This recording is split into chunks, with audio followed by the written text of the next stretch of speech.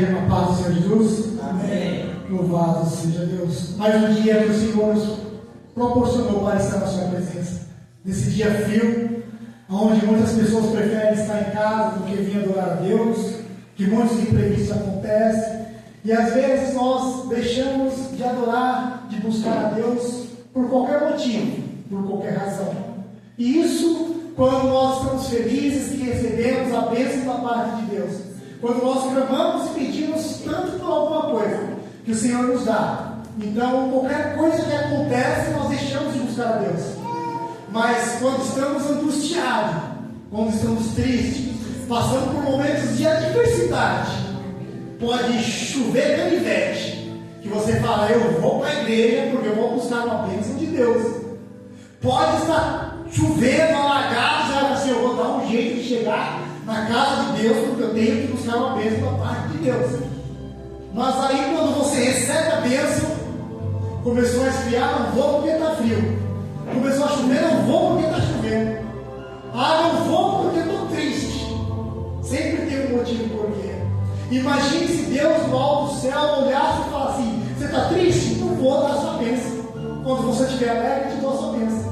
Quando você vir para a minha casa me adorar, eu vou te dar a sua bênção. Ah, você não quer vir para a minha casa adorar, você não tem louvor.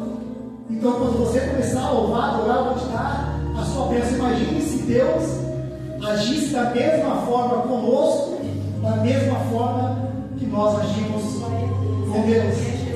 Mas Deus não faz assim. Nós estamos tristes, angustiados, deixando de ir para a igreja, mas quando clamamos a Deus, então Ele responde dos nossos céus. Porque Deus é um Deus misericordioso, longânimo. E para Deus não há impossível. Para Deus Ele faz, move os céus e a terra, mas Ele vai nos abençoar de qualquer forma. Quem tem uma Bíblia aí, abram as nossas Bíblias no livro de Eclesiastes. Livro de Eclesiastes, glória a Deus.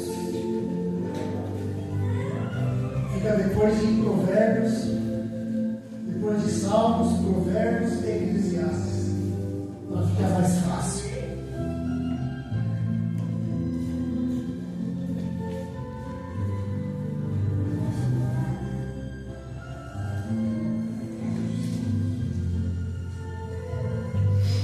Eclesiastes, capítulo 1.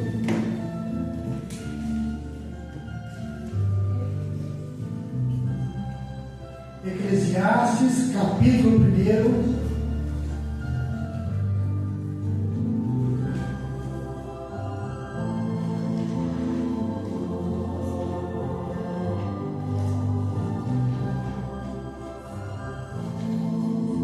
Quem encontrou, diga amém.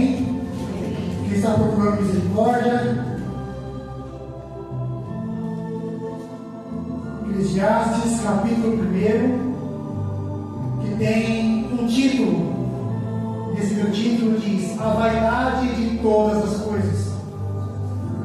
Palavras do pregador, filho de Davi, rei em Jerusalém. Vaidade de vaidades, diz o pregador. Vaidade de vaidades. É tudo vaidade. Que vantagem tem um homem de todo o seu trabalho que ele faz debaixo do sol? Uma geração vai e outra geração vem. Mas a terra para sempre permanece. E nasce o sol, e põe-se o sol, e volta ao seu lugar de onde nasceu. E o vento vai para o sul, e faz o seu giro para o norte.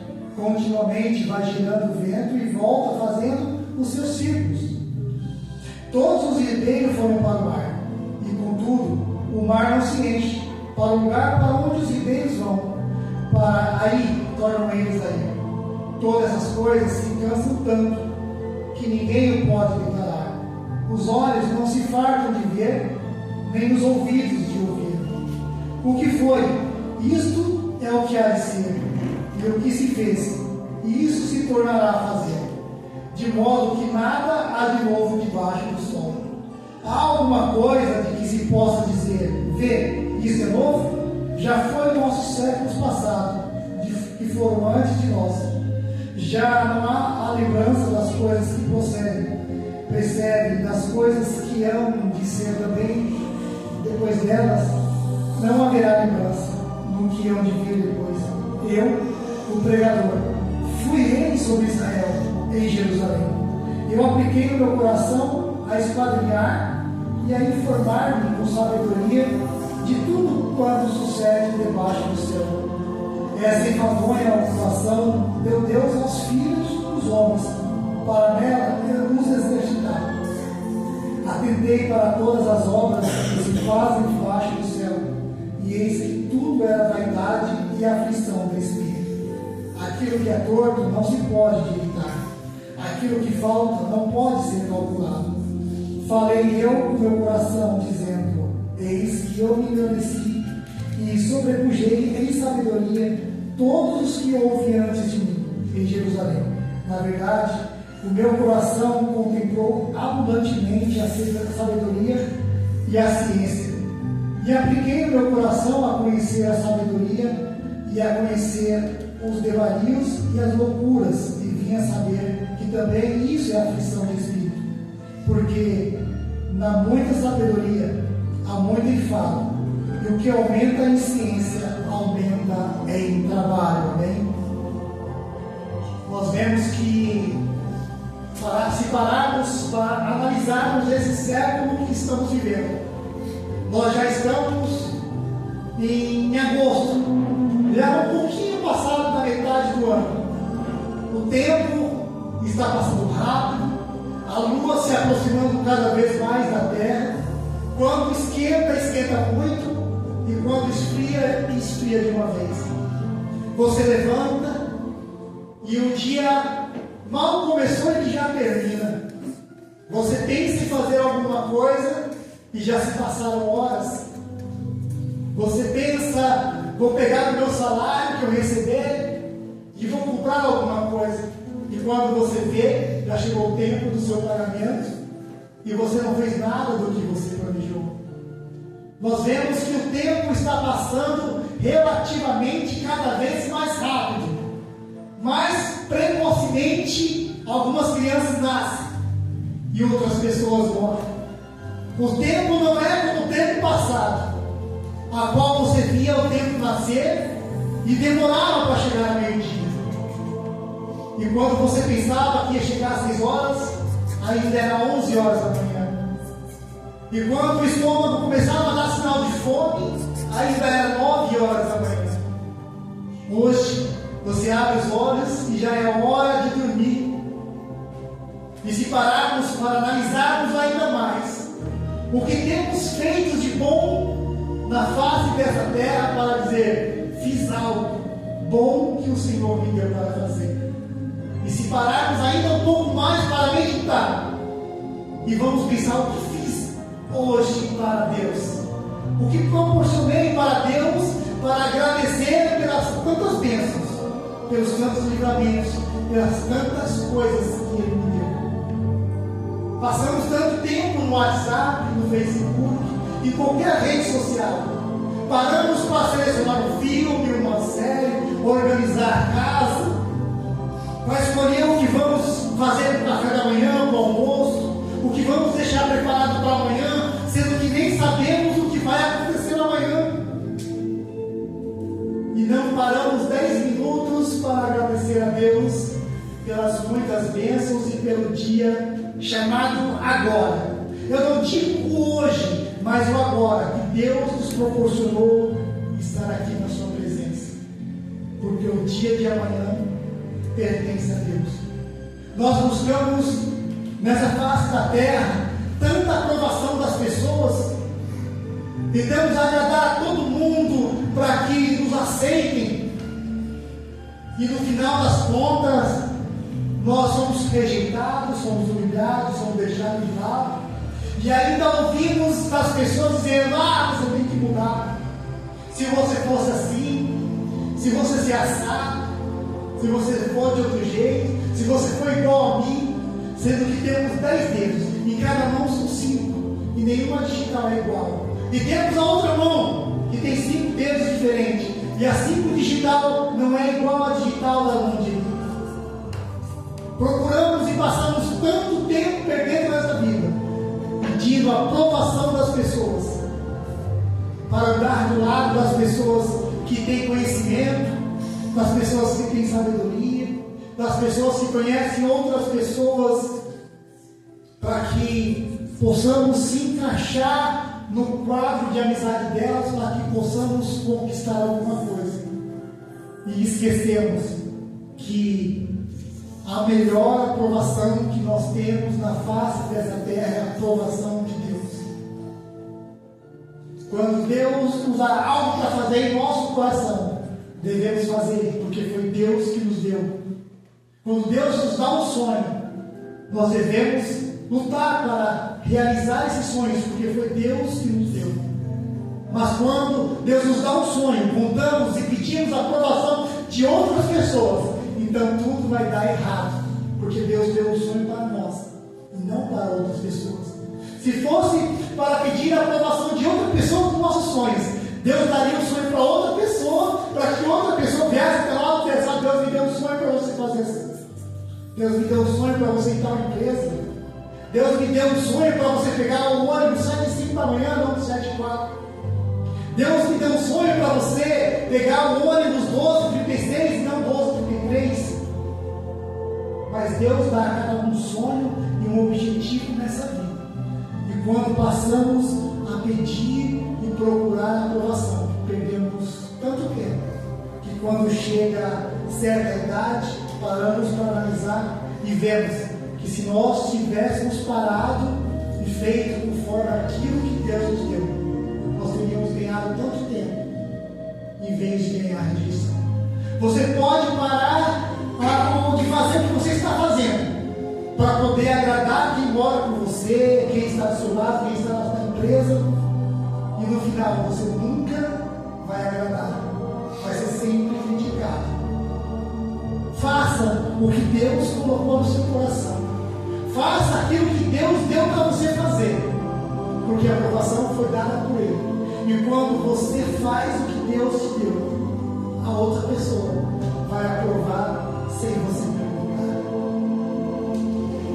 Salomão, ele se torna rei de Israel, ainda com a aprovação de Davi. Ele passa tanto tempo fazendo aquilo que ele tem vontade, fazendo tudo aquilo que Davi tinha dado seus conselhos, dizendo: procura sabedoria, procura se aumentar em sabedoria, porque a sabedoria vai fazer você crescer, fazer as coisas direito, e você ser um rei justo. E ele colocou aquilo no coração, e foi crescendo, e foi procurando cada vez mais e conhecendo e adquirir sabedoria e aprovação. E quanto mais ele crescia em sabedoria, mais ele era exaltado, e mais o seu reino prosperava. O reinado de Salomão foi um reinado de paz, porque ele procurou se aliar com tantas nações, através de casamentos a qual Deus não aprovava.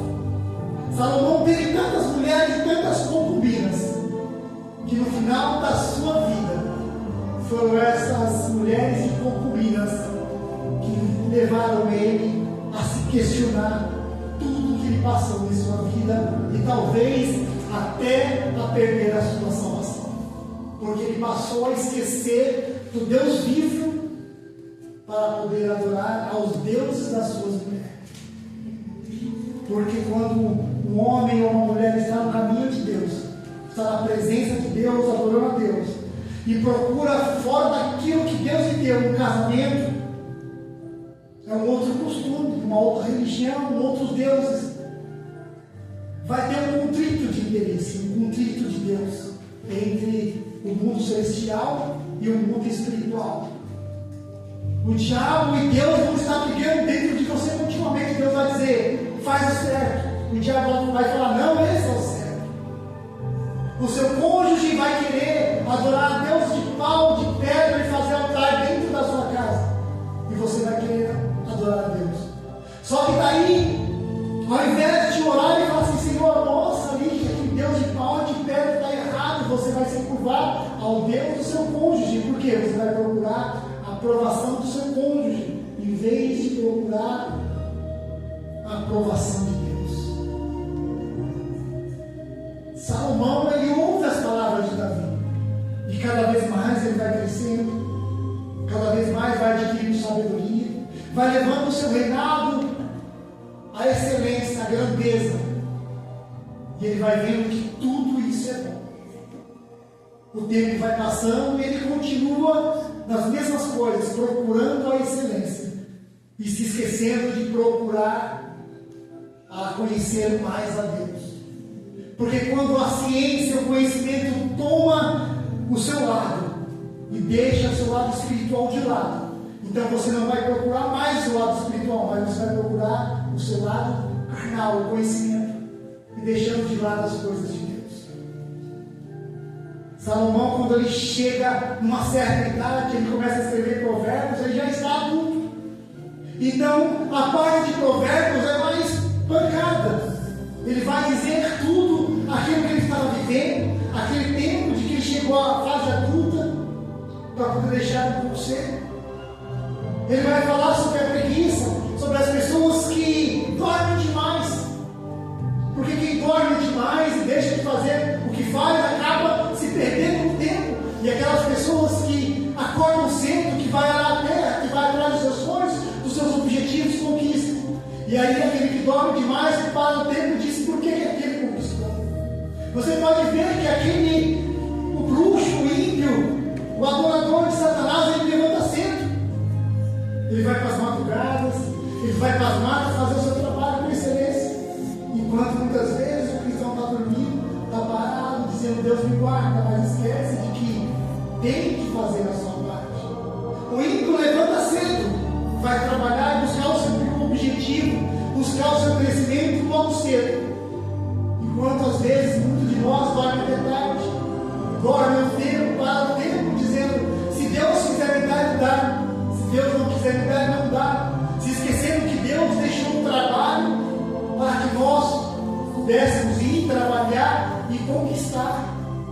Não pense ali parado, Deus vai dar, se você não for buscar. Mas se você buscar, se você se esforçar, se você pedir a Deus e for da vontade de Deus, Deus vai dar conforme tudo aquilo que você pedir. Mas muitas vezes, quando nós pedimos algo, nós temos que pedir também para que Deus nos dê sabedoria para administrar aquilo que Deus está nos dando. Porque pedir e conquistar é fácil, para perder é mais fácil ainda. O difícil é administrar aquilo que Deus nos dá. E quando dizemos, Deus, eu quero, é da sua vontade, é do seu desejo que eu receba, que eu ganhe. Se Deus falar que sim, você pode ir nessa força que Deus está contigo. Mas se Deus dizer, não é isso que eu tenho para você, não adianta insistir, que você só vai trabalhar, vai tentar e não vai conseguir, não vai chegar a lugar nenhum, porque não é da vontade de Deus. Muitas vezes queremos tantas coisas e se esquecemos de que o primeiro conselho, o primeiro conhecimento, o primeiro sim tem que vir de Deus. É Deus que tem que aprovar todas as coisas, seja uma porta de emprego, seja um carro, seja uma casa, seja um cargo na empresa, tudo tem que ter a autorização de Deus. Mas e o ímpio? Mas o ímpio só pede, só vai atrás, conquista, cresce, tudo o que ele pede, tudo que ele conquista. Ele até conquista, mas ele não segura. E nada disso vai levar até a presença de Deus.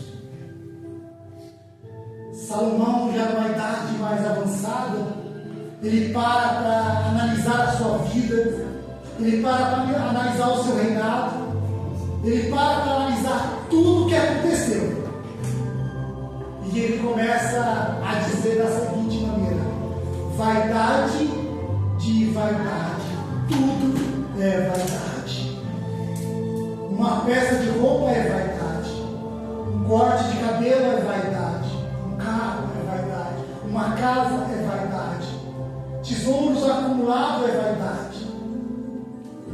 Tudo bem, a roupa vem para nos cobrir, o carro para nos levar, a casa para nos dar segurança, o dinheiro para que possamos comprar várias coisas, mas no fim ele diz que até a busca da ciência é vaidade. E quanto mais você busca em ciência, mais você terá em trabalho. Porque quanto mais conhecimento você busca, mais trabalhoso vai ter para poder conquistar e poder conseguir administrar aquilo. Mas você vai esquecer dos propósitos de Deus. Porque quanto mais você busca, mais conhecimento você busca, menos você se aproxima de Deus. Porque tudo que nós fazemos e deixamos Deus de lado, nós só vamos nos cansar. E no final da nossa vida, vamos perceber que corremos tanto, buscamos tanto, até conquistamos, mas no final nós vemos que se esquecemos de Deus. E que a carne cansa, o espírito permanece. Mas se o espírito não estiver ligado em Deus, então, enfim, o que valeu dessa vida? De tanto correr, de tanto buscar, de tanto se esforçar, sendo que nós conquistamos tanto nessa terra e nós perdemos a salvação da nossa própria alma. Salomão ele diz: vaidade de vaidade, debaixo do sol, tudo é vaidade. Eu vejo os homens se cansando, buscando, e no final, tudo permanece. O que há de novo nessa terra? O que nós fazemos que é de novo, que possamos dizer é novo? Porque tudo já foi feito. A construção, o projeto de um carro já foi feito. O projeto de uma casa já foi feito. Se você comprar um terreno, for carpinar, for fazer um buraco, for colocar os alicerces, isso já alguém já fez. Porque já tem milhares e milhares de casas construídas. Então não é novo. É apenas uma outra casa no terreno. Se você for fazer um desenho de um carro, não é novo, alguém já desenhou um carro antes, você está continuando e fazendo um projeto e tentando melhorar esse projeto. O que há de novo nisso? Se você for desenhar um avião, tentar construir um avião, alguém já construiu um avião antes. Você está tentando fazer um modelo diferente, mas o que há de novo nisso? A ciência, o conhecimento, ele requer tempo, requer leitura, requer esforço, e com isso nós deixamos os melhores anos, as melhores coisas de lado. E quanto mais nós buscamos, mais se afastamos de Deus. Davi deu um conselho para Salomão ainda jovem: busca o conhecimento, mas nunca se esqueça de buscar o conhecimento de Deus. Salomão, até no começo, ele buscou o conhecimento de Deus, se aproximar de Deus. Mas conforme os anos passou, a idade foi avançando, foi se multiplicando os seus ouros, os seus tesouros, as suas conquistas, as suas mulheres, as suas alianças, o reinado de paz, cada vez mais tranquilo o seu reinado. Ele foi se afastando de Deus, porque já tinha paz, já tinha tranquilidade. O homem e a mulher, quando está em guerra espiritual, ora, busca a Deus incessantemente. Quanto mais busca, mais se aproxima de Deus. Quanto mais sofre, mais se aproxima de Deus. Quanto mais chora, a lágrima desce, mais se aproxima de Deus.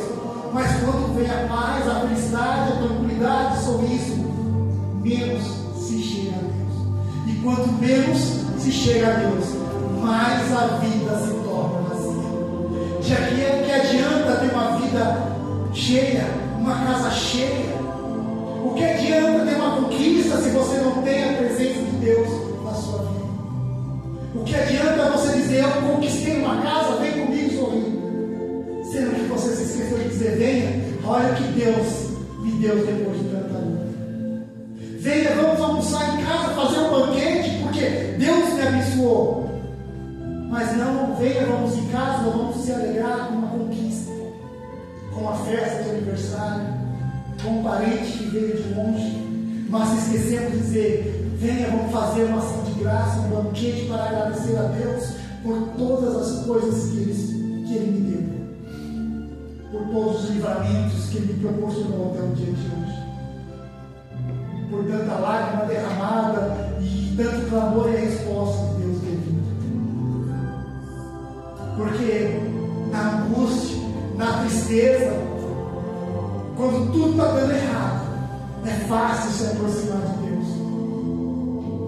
Mas quando as coisas começam a ir bem, momento de paz, está tudo bem comigo, com minha esposa, está tudo tudo bem comigo e com meu marido, está tudo bem a saúde dos meus filhos, está tudo bem no meu emprego. Então nós esquecemos de se chegar a Deus e dizer: Senhor, obrigado, porque o Senhor me deu dias de paz, dias de tranquilidade na minha casa, o Senhor me deu paz dentro do meu trabalho, o Senhor me fez prosperar, mas na paz, na tranquilidade, nós esquecemos de chegar ainda mais ao Criador, de tantas coisas que Ele nos proporcionou. Salomão, quando ele começa a dizer aqui, diz palavras do pregador. Eclesiastes relata em 38 vezes a palavra vaidade. Por que vaidade? Porque todas as conquistas são vaidade para nosso uso, para o nosso bem. Eu vou trabalhar para conquistar um carro, é uma vaidade, eu vou mostrar que eu conquistei. Eu vou trabalhar, eu vou me esforçar no meu trabalho, eu vou ser o primeiro em excelência, para poder mostrar que eu mereço um cargo novo, e quando conquisto, se torna vaidade. Já não tem mais prazer nessa conquista, porque se esquecemos de colocar Deus em primeiro plano. Senhor, eu conquistei. Dá-me entendimento e sabedoria para poder continuar administrando todas essas coisas.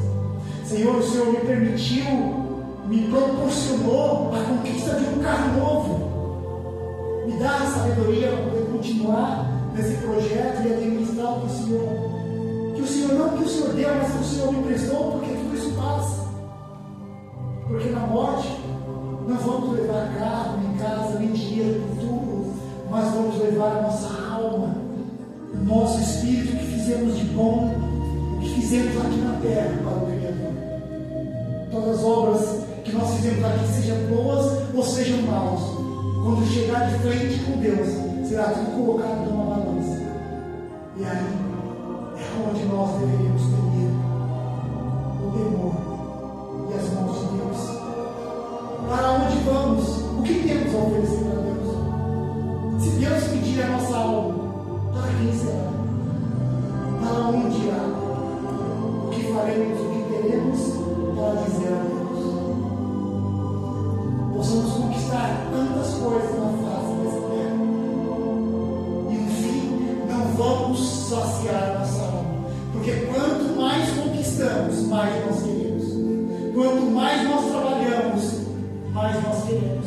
Quanto mais nós nos esforçarmos, mais iremos nos esforçar. Quanto mais trabalho, mais dinheiro nós temos, aí que nós vamos querer trabalhar dobrado, bater mais. A alma cansa, o espírito se afasta, a velhice chega, e com ela, inevitavelmente, vem o dia de se apresentar ao Senhor. E esse dia, será que estamos preparados para apresentar nossa alma, as nossas obras em excelência para Deus? Será que aqueles 5 minutos que pedimos para Deus numa discussão, num momento de dificuldade, será que é nesses 5 minutos que o Senhor vai vir? Será que naquele dia que nós tivemos a oportunidade de ir para a igreja e porque a criança chorou, o marido não quis comer, o marido chegou tarde em casa, o marido chegou com um cheiro de perfume diferente, nós vamos deixar de ir para a igreja porque Deus, por que meu marido está com perfume diferente? Por que ele chegou em casa? Por que a criança adoeceu? Será que tudo isso está nos afastando de Deus? Nós esquecemos que Deus é a cura, Deus é o remédio de todas essas coisas. Esposa não salva marido, marido não salva esposa, mãe não salva filhos, mas ela cuida deles enquanto está pequeno. Depois que cresce, cada um tem a sua responsabilidade de apresentar a sua alma diante de Deus. Não devemos em nenhum momento deixar de buscar a Deus, não importa o que seja, não importa como, vamos se apresentar a Deus para a nossa alma. Eu vou buscar porque a minha filha, o seu esposo, porque fulano está brigando e ficou a ponto de chegar no rabo de divórcio dele. Cada um com as suas guerras, cada um com as suas lutas. Se seu filho ou a sua filha não busca o Criador, por que você vai buscar por ele? Por que você vai se enfadar, se cansar por alguém que não quer um compromisso com Deus. Mas o Senhor ouve a oração, sim. Deus ouve um coração angustiado, contrito, mas é necessário que a outra parte também queira. Não adianta alguém dizer, ore por mim, jejue por mim, se ela mesma não se esforça, não vai atrás. Quando você orar na madrugada, lembra do meu nome, sim. Lembrar sim, mas se esforçar também é bom. É bom cada um buscar pela sua alma, porque quando o Senhor vir, será que aquela alma vai para Deus também? Senhor, mas eu orei pela minha filha, eu orei pelo meu filho, eu orei pela minha mãe, pelo meu pai. O Senhor vai dizer, cada um tem que buscar pela sua própria alma. Será que você vai perder a sua salvação porque você buscou tanto por um e se esqueceu de buscar tanto para você? Será que você vai perder a sua salvação porque você deixou de buscar mais para você? E buscou tanto para outro, se cansou? Aí vem o cansaço físico, o cansaço espiritual, cai em cima de uma cama, sem força, sem vontade. E aí você fala, Senhor, eu orei, eu jejuei na madrugada, busquei, e agora estou em cima de uma cama. O Senhor vai dizer, você buscou por uma vida que não quer compromisso comigo, então eu permiti que viesse a doença do cansaço. Mas quando nos colocarmos diante de Deus e dizer, Senhor, meu filho e minha filha estão nas suas mãos, não mata, mas mostra que o Senhor tem um plano celestial na face dessa terra. Então o Senhor vai agir e vai mostrar. Mas aí vem a ligação, vem uma mensagem dizendo que está os dois se pegando no tapa. Peraí, é tudo permissão de Deus. Mãe culpa briga de filho, mãe culpa briga de filha. Mas e quando um culpa briga demais, se esquece de que a sua própria briga é a briga entre você e a sua alma, entre o seu corpo físico e o seu espiritual, que você está buscando tanto, e vem Satanás e diz, olha, vai lá, que vão se matar, e aí você vai, e no final das contas você sai por errado, os dois fazem as pazes, e daqui a pouco está os dois brigando de novo e não adiantou de nada. Sabe por quê? Porque quem não quer compromisso com Deus vai sempre viver assim, até a hora que Deus vai dizer, basta, eu vou pegar de algum jeito ou de outro. Mas como? Através de quem mais amamos. Uma doença do filho, a internação de um filho, um diagnóstico que não vem. Ah, mas está com febre, está vomitando e o médico não sabe qual é o diagnóstico. Ah, mas a febre que não passa, já foi dado remédio e não tem diagnóstico. Sabe por quê? Porque é espiritual. Porque quem Deus chamou para ter compromisso com Ele não busca, não quer saber de compromisso. Então Deus permite que essas coisas venham para que aquela outra pessoa entenda de que é a permissão dele isso, até que dobre o seu joelho e diz, Senhor, eu vou te buscar.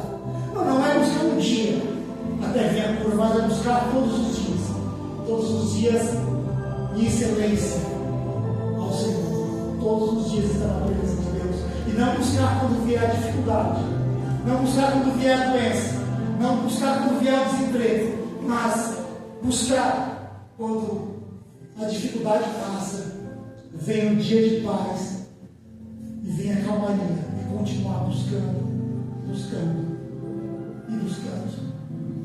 Salomão, ele, depois de tão cansado, tão velho que já estava perdida a sua alma, ele começa a escrever Eclesiastes, dizendo quão angustiante foi a vida dele. Tanto buscou, tanto foi atrás, tanto lutou, e no final disso tudo, nada valeu a pena, porque se afastou da presença de Deus. A Bíblia relata que em um certo momento, no começo, que diz palavras do pregador filho de Davi, sendo que não foi Salomão que escreveu, mas foi alguém que escreveu, porque Salomão, como todos os outros, se apresentava na festa dos tabernáculos uma vez por ano, para poder ler os livros, e aí ele dizia as palavras dele. Então alguém começou a escrever o que Salomão dizia, para deixar escrito nas memórias, o que Salomão estava dizendo. E pegou a parte boa dizendo, vaidade de vaidade. Tudo nessa terra é vaidade. Quando deixamos a presença de Deus. Amém? A palavra permite. Vamos para o Senhor, igreja.